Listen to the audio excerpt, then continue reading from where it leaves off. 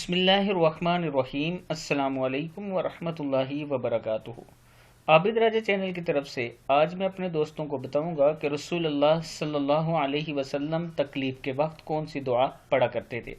اس سے پہلے میں اپنے تمام دوستوں سے گزارش کروں گا کہ اگر ابھی تک آپ چینل کو سبسکرائب نہیں کر سکے تو ضرور کر لیں تاکہ ڈیلی آپ تک اچھی ویڈیو پہنچ سکیں۔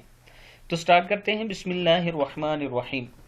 حضرت ابن عباس رضی اللہ تعالی عنہ فرماتے ہیں کہ رسول اللہ صلی اللہ علیہ وسلم تکلیف کے وقت یہ دعا پڑھا کرتے تھے۔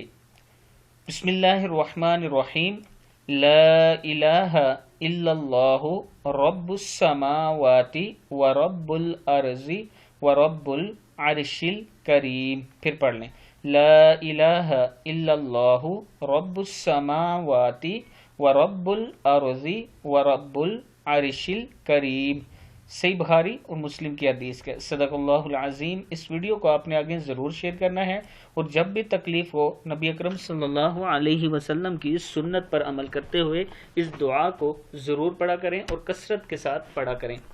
ابھی وقت بھی ایسا چل رہا ہے کہ وبا کی وجہ سے ہر کوئی تکلیف میں اور پریشانی میں ہے۔ اس ٹائم اس دعا کا زیادہ سے زیادہ ورد کیا کریں۔